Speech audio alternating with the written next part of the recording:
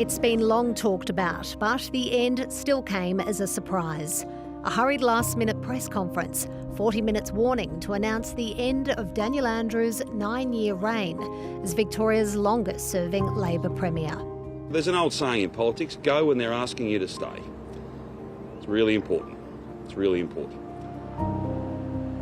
He made the call just days after announcing his ambitious plan to overhaul the state's planning rules and to demolish 44 public housing towers.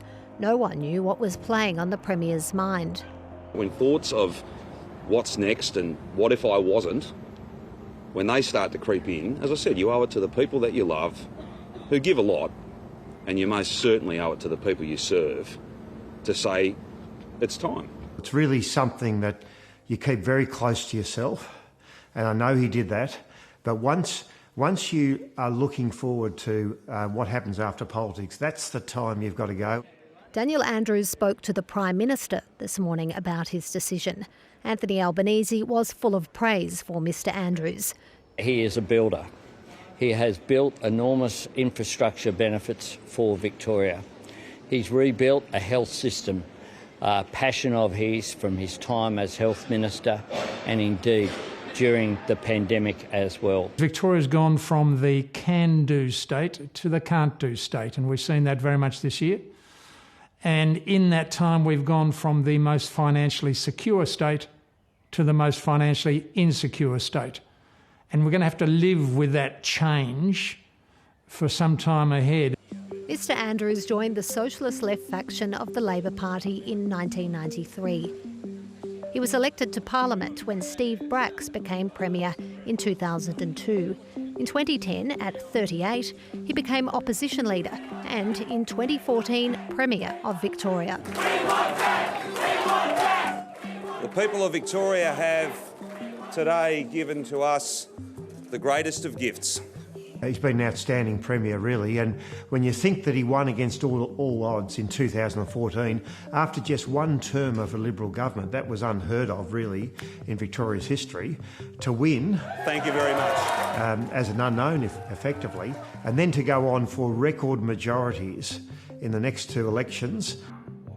One of his first acts as Victorian Premier was to rip up the contract for the East-West Link road project, costing the state $1 billion. There's always going to be issues when you change priorities, and the government did change priorities.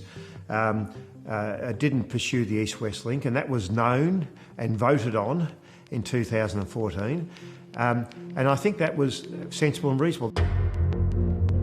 The Andrews government has also received criticism for a series of scandals, including branch stacking, misuse of public money and misconduct, as probed by the state's Anti-Corruption Commission. I think there are lots of episodes which have been challenging around transparency and integrity, the red shirts and the various reports that have come out which have basically been swept aside. I think there are serious reputational issues that have emerged in this state. We're going to have to recover those. The COVID pandemic defined Daniel Andrews' time in office. Victoria endured one of the world's longest lockdowns, but today it barely rated a mention. I've never complained about the fact that we had to deal with fire and flood and a 1 in 100 year pandemic. That's the job. The job is dealing with all comers and all issues. The damage done to the states, to the economy, to the nation was such that it demanded a Royal Commission. After almost a decade in the job, Mr Andrews said his proudest moment as Premier was one away from the press pack, riding a train along an unfinished rail line, built as part of Victoria's big infrastructure build, which has been marred by cost blowouts. Best experiences?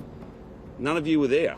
It happened Thursday afternoon when I got on the test train at Metro Tunnel.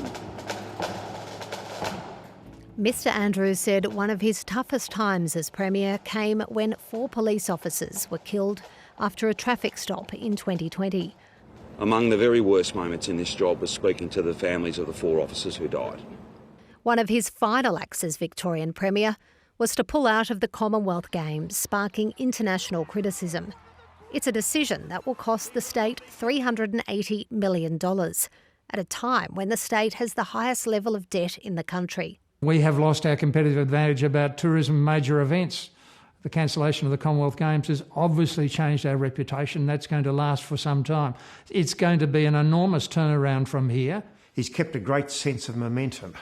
You know, building infrastructure for the future with a growing population in Victoria, having significant social policy reforms, as we've seen, for example, voluntary assisted dying and many others. This has been a government with a great forward momentum, a very progressive government, and a government that's set Victoria up very well. The question is who will replace Mr Andrews. That'll be decided by the Labor caucus tomorrow. The Premier will cast a vote if there's more than one contender. The likely frontrunner to become the 49th Premier of Victoria is Deputy Premier and former Minister for the Commonwealth Games, Jacinta Allen.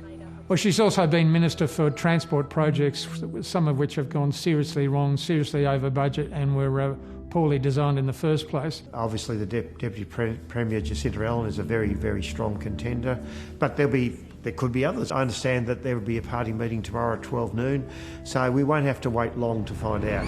Thank you all very much.